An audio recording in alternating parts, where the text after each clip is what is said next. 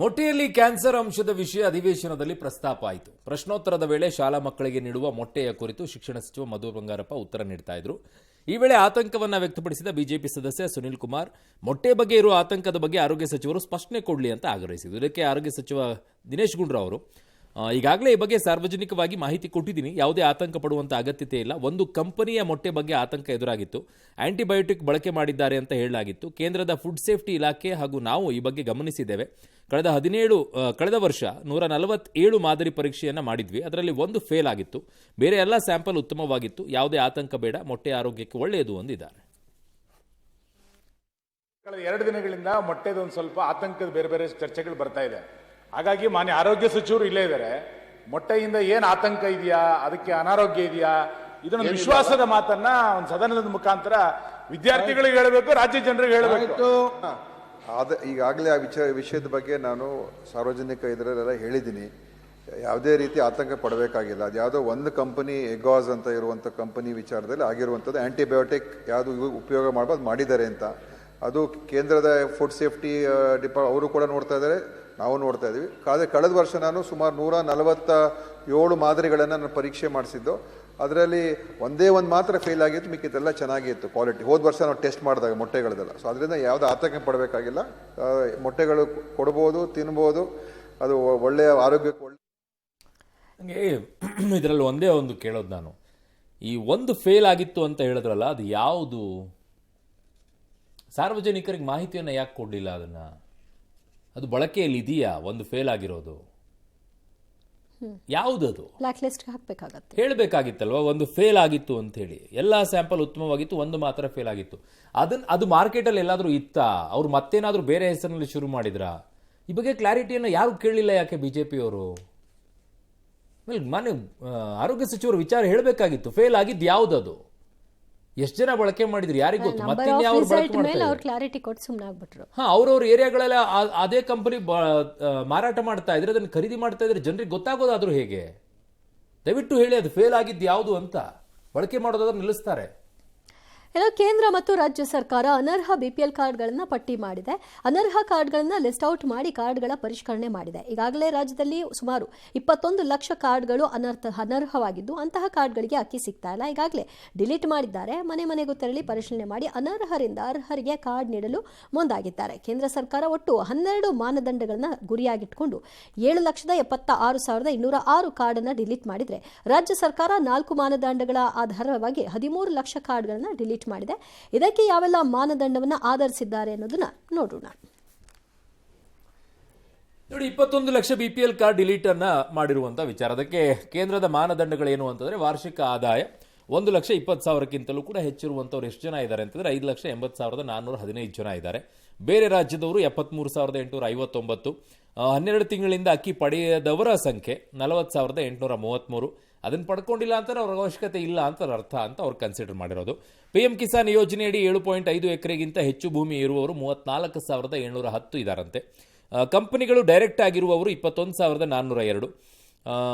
6 ರಿಂದ 12 ತಿಂಗಳವರೆಗೂ ಕೂಡ ಅಕ್ಕಿ ಪಡೆಯದವರು 17,414.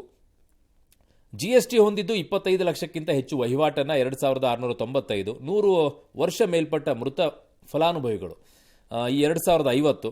ಅವರು ಸತ್ತೋರ್ ಮೇಲೂ ತಗೊಳ್ತಾ ಇದ್ದಿದ್ದ. Very good. ಆಧಾರ್ ಸ್ಥಿತಿಯಲ್ಲಿ ಮೃತ ವ್ಯಕ್ತಿಗಳ ಸಂಖ್ಯೆ 1,452. ಅದನ್ನು ತಗೊಳ್ತಾ ಇದ್ರೇನು. 18 ವರ್ಷಕ್ಕಿಂತ ಕಡಿಮೆ ವಯಸ್ಸಿನ ಏಕ ಸದಸ್ಯರು 793. 1ಕ್ಕಿಂತ ಹೆಚ್ಚು ಪಡಿತರ ಚೀಟಿ ಇರುವವರು 430 ಅಂತೆ. 4 ಚಕ್ರ ವಾಹನ ಇರುವವರು 153 ಅಂತೆ. ಸೊ ಇನ್ನು ರಾಜ್ಯದ ಮಾನದಂಡಗಳೇನು? ಈಗ ರಾಜ್ಯ ಸರ್ಕಾರ ಕುಟುಂಬ ತಂತ್ರಾಂಶದಿಂದ ಒಂದಿಷ್ಟು ಪರಿಷ್ಕರಣೆ ಕಾರ್ಡ್ಗಳನ್ನು ಲಿಸ್ಟ್ ಮಾಡ್ಕೊಂಡಿದೆ. 6 ತಿಂಗಳಿಂದ ಅಕ್ಕಿ ಪಡೆಯದವರು 2,75,667 ಅಂತೆ ಒಟ್ಟಾರೆಯಾಗಿ. ಆದಾಯ ತೆರಿಗೆದಾರರು 98,473 ಇದ್ದಾರೆ. ವಾರ್ಷಿಕ ಆದಾಯ 1,20,000ಕ್ಕಿಂತಲೂ ಕೂಡ ಹೆಚ್ಚು ಆದಾಯವನ್ನು ಹೊಂದಿರೋರು 10,09,475. ಸರ್ಕಾರಿ ನೌಕರರೇ 4,036 ಇದ್ದಾರೆ. ಫೇರ್ ಇದು ಮಾಡಬೇಕಿತ್ತು, ಆಗ್ಲೇಬೇಕು. ಇವತ್ತೆಲ್ಲ ನಾಳೆ ಆಗ್ಲೇಬೇಕಾಗಿರುವ ಬಡವರು ಅನ್ನೋದಾದ್ರೆ ಯಾರು ಹಾಗಾದ್ರೆ ಅದರಲ್ಲಿ ನೋ ಡೌಟ್. ಅದರಲ್ಲಿ ಇನ್ನೂ ಫಿಲ್ಟರ್ ಮಾಡುವಂತ ಕೆಲಸ ಆಗಬೇಕು. ಇದನ್ನ ಅವತ್ತೇ ಮಾಡಕ್ ಶುರು ಮಾಡಿದ್ರೆ ಆಕ್ಚುಲಿ. ಆಮೇಲೆ ಇದಿಷ್ಟೇ ಕೇಳುವಂತದ್ದಾಯ್ತು. ಈಗ ಅಕ್ಕಿ ವಿಚಾರದಲ್ಲಿ ಕೆಲವ್ರಿಗೆ ಹೋಗ್ಬಿಡುತ್ತಲ್ಲ, ಅದು ಕೈ ತಪ್ಪಬಾರ್ದಷ್ಟೇ. ಅದನ್ನ ನೋಡ್ಬೇಕಾಗಿದೆ. ಬಟ್ ಇದಿಷ್ಟೇ ಮಾಡೋದಲ್ಲ. ಇವರಿಗೆ BPL ಕಾರ್ಡ್ ಯಾರು ಮಾಡಿಕೊಟ್ರು ಅನ್ನುವಂಥದ್ದು ಕೂಡ ಇಂಪಾರ್ಟೆಂಟ್ ಅಲ್ವಾ? ಯಾವ ಆಧಾರದ ಮೇಲೆ ಮಾಡಿಕೊಟ್ರು? ಕಾಸು ಇಸ್ಕೊಂಡ್ಬಿಟ್ಟು ಕಣ್ಣಂಗೆ ಮಾಡಿಕೊಡುವಂಥವ್ರು ಇದಾರಲ್ಲ, ಅದನ್ನು ಫಸ್ಟ್ ಕಡಿವಾಣ ಹಾಕಿ. ಇದನ್ನು ಫಿಲ್ಟರ್ ಮಾಡಿದರೆ ಪ್ರಯೋಜನ ಇಲ್ಲ. ನಾಳೆ ಕಾಸು ಕೊಟ್ಬಿಟ್ಟು ಹೋಗಿ ಮಾಡಿಸ್ಕೊಂಡು ಬರ್ತಾನೆ BPL ಕಾರ್ಡನ್ನು, ಅದಕ್ಕೆ ಫಿಲ್ಟರ್ ಹಾಕಿ, ಅದಕ್ಕೆ ಕಡಿವಾಣ ಹಾಕಿ. ಅದಕ್ಕೆ ಯಾವ ರೀತಿಯಾಗಿ ಪಾರದರ್ಶಕವಾಗಿ ಮಾಡಬೇಕು ಅನ್ನೋದನ್ನ ನೋಡಿ. ಎಲ್ಲ ಹೋಗ್ಬಿಟ್ಟು ಅಡ್ಜಸ್ಟ್ಮೆಂಟಲ್ಲಿ BPL ಕಾರ್ಡ್ ಮಾಡಿಸ್ಕೊಂಡು ಬರೋದಲ್ಲ, ಟ್ರಾನ್ಸ್ಪರೆಂಟ್ ಆಗಬೇಕು, ಹಂಗೆ ಇಡಬೇಕು, ಕರೆಕ್ಟಾಗಿ ಆಗುತ್ತೆ. ಅವಾಗ ನಿಜವಾದ ಬಡವರಿಗೆ ಮುಟ್ಟುತ್ತೆ ಅದು.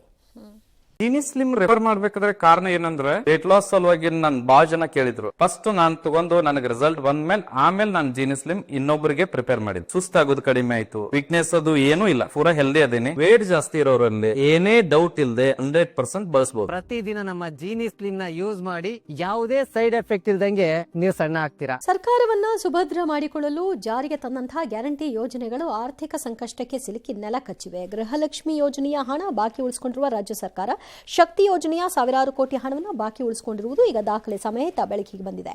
ಕಳೆದ 2.5 ವರ್ಷಗಳಲ್ಲಿ 4 ಸಾರಿಗೆ ನಿಗಮಗಳಿಂದ ಬರೋಬ್ಬರಿ 4,000 ಕೋಟಿ ರೂಪಾಯಿ ಬಾಕಿ ಉಳ್ಕೊಂಡಿದೆ. ಕಳೆದ 2.5 ವರ್ಷದಿಂದ ಕೆಎಸ್ಆರ್ಟಿಸಿ, ಬಿಎಂಟಿಸಿ, ಕಲ್ಯಾಣ ಕರ್ನಾಟಕ ಸಾರಿಗೆ, ವಾಯುವ್ಯ ಸಾರಿಗೆ ನಿಗಮಗಳಿಗೆ 4,000 ಕೋಟಿ ರೂಪಾಯಿ ಬಾಕಿ ಇದೆ.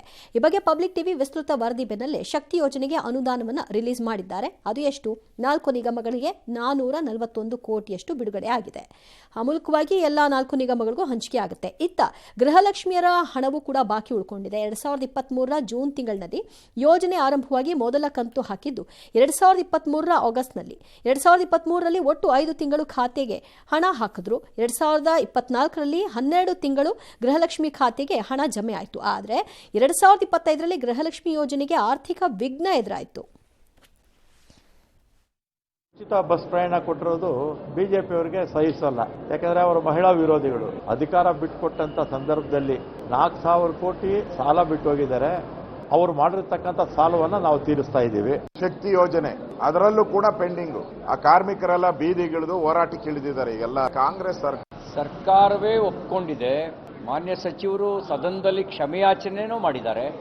ಕಾಲಕ್ಕೆ ಫಲಾನುಭವಿಗಳ ಖಾತೆಗೆ ಗ್ಯಾರಂಟಿ ಯೋಜನೆಯನ್ನ ತಲುಪಿಸೋದ್ರೊಳಗಡೆ ಸರ್ಕಾರ ವಿಫಲ ಆಗಿದೆ. ಈ ರೀತಿ ಚೈಲ್ಡಿಶ್ ಆಗಿ ಕ್ವಶನ್ ಮಾಡಕ್ ಹೋಗ್ಬೇಡಿ. ವಿರೋಧ ಪಕ್ಷದವರು 5,000 ಕೋಟಿ ಎಲ್ಲಿ ಹೋಗಿದೆ? 5,000 ಕೋಟಿ ಬಿಡುಗಡೆನೇ ಆಗಿಲ್ಲ. ಬಿಡುಗಡೆ ಆಗಿದ್ರೆ 5,000 ಕೋಟಿ ಎಲ್ಲಿ ಹೋಗಿದೆ ಅಂತಂದ್ರೆ ಎಲ್ಲ ಸೇರಿಬಿಟ್ಟು ಮಾನ್ಯ ಮುಖ್ಯಮಂತ್ರಿಗಳು ನಾಳೆ ಏನಾದರೂ ಬದಲಾವಣೆ ಆಗೋದಾದ್ರೆ ತಲೆ ಕಟ್ಬಿಟ್ಟು ಹೋಗ್ತಾರೆ ಏನೋ. ಹುಷಾರು ಉಪಮುಖ್ಯಮಂತ್ರಿಗಳೇ, ಏನೇನಾಗುತ್ತೋ ಗೊತ್ತಿಲ್ಲ. ಕುರ್ಚಿಗಂತೂ ಅಂಟ್ಕೊಳ್ಳೋಕೆ ಯೋಚನೆ ಮಾಡ್ತಾ ಇದ್ದೀರಾ. ಬಟ್ ನಾಳೆ ಕೊಡದೇ ಇದ್ರೆ ನಿಮ್ಮ ಕುತ್ತಿಗೆಗೆ ಬರುತ್ತೆ ಅದು. ಬಟ್ ಅನ್ನಭಾಗ್ಯದ್ದೇನಾಯ್ತಪ್ಪ? 7 ತಿಂಗಳದ ಕಾಸೇ ಕೊಟ್ಟಿಲ್ವಂತೆ. ಅದಿಲ್ವಾ ನಿಮ್ಮ ಸ್ಕೀಮಲ್ಲಿ? ಇರಲಿ ಬಿಡಿ. ಇನ್ನು ಸಿಎಂ ಸಿದ್ದರಾಮಯ್ಯ ವಿರುದ್ಧ ಮೂಡ ಹಗರಣದಲ್ಲಿ ಲೋಕಾಯುಕ್ತ ಸಲ್ಲಿಕೆ ಮಾಡಿದ ಬಿ ರಿಪೋರ್ಟ್ ಕುರಿತು ಕೋರ್ಟ್ ಡಿಸೆಂಬರ್ 23ಕ್ಕೆ ಆದೇಶ ಕಾಯ್ದಿರಿಸಿದೆ. ಬಿ ರಿಪೋರ್ಟ್ ಪ್ರಶ್ನಿಸಿದ್ದ ಅರ್ಜಿ ಆದೇಶವನ್ನು ತನಿಖೆ ಮುಗಿಯದ ಕಾರಣ ಮುಂದೂಡಿಕೆಯನ್ನು ಮಾಡಿದೆ. ಲೋಕಾಯುಕ್ತ ಪೊಲೀಸರು ಸಲ್ಲಿಕೆ ಮಾಡಿದ ಬಿ ರಿಪೋರ್ಟ್ ಚಾಲೆಂಜ್ ಮಾಡಿ ದೂರದಾರ ಸ್ನೇಹಮಯಿ ಅರ್ಜಿಯನ್ನು ಸಲ್ಲಿಸಿದರು. ಇವತ್ತು ಅರ್ಜಿ ವಿಚಾರಣೆ ನಡೆಸಿದ ಜನಪ್ರತಿನಿಧಿಗಳ ವಿಶೇಷ ನ್ಯಾಯಾಲಯ ಪ್ರಕರಣ ಕೇಸ್ ಡೈರಿ ನೀಡುವಂತೆ ಎಸ್ಪಿಪಿಗೆ ಸೂಚನೆ ನೀಡಿದೆ. ಬಿ ರಿಪೋರ್ಟ್ ಸಂಬಂಧಿಸಿದಂತೆ ಹೆಚ್ಚುವರಿ ವಾದವಿದ್ದರೆ ಸಲ್ಲಿಸುವಂತೆ ಇಡಿ ಮತ್ತು ದೂರುದಾರರಿಗೆ ಲೋಕಾಯುಕ್ತ ಪೊಲೀಸರಿಗೆ ಸೂಚನೆಯನ್ನು ಕೊಟ್ಟಿದೆ. ಅಧಿಕಾರಿಗಳು ಮಾನ್ಯ ನ್ಯಾಯಾಲಯಕ್ಕೆ ಹಾಜರಾಗಿ ಎಲ್ಲಾ ತನಿಖೆ ಮುಗಿದಿದೆ. ಕೊನೆಯ ಹಂತದ ಕೆಲವೊಂದಷ್ಟು ಪ್ರಕ್ರಿಯೆ ಇದೆ. ಹಾಗಾಗಿ ಆದಷ್ಟು ಬೇಗ ನಾವು ವರದಿ ಸಲ್ಲಿಸಿ ಕೆಲವು ದಿನಗಳ ಕಾಲಾವಕಾಶ ಕೊಡಿ ಅಂತೇಳಿ, ಕೊನೆಯ ಹಂತದಲ್ಲಿ ಇರೋದ್ರಿಂದ ಕಾಲಾವಕಾಶ ಕೊಡೋಣ ಅಂತೇಳಿ ದಿನಾಂಕವನ್ನು ನಿಗದಿಪಡಿಸಿದ್ದಾರೆ. ನ್ಯಾಯಾಲಯ ಘನ ನ್ಯಾಯಾಲಯ ಏನ್ ತೀರ್ಪು ಕೊಡುತ್ತೆ ಆ ತೀರ್ಪು ಮೇಲೆ ಹೋಗ್ತೀವಿ. ಕೃಷ್ಣ ಅವರು ನಾಳೆ ಇದು ದ್ವೇಷದ ಭಾಷಣ ಆಗುತ್ತಾ? ಬೈರತಿ ಸುರೇಶ್ ಅವರೇ, ಈ ಥರ ಏನಾದರೂ ಕಿರುಕುಳ ಕೊಟ್ಟರು ಇರ್ಬೇಕಪ್ಪ, ನೋಡಿ ಹುಷಾರು.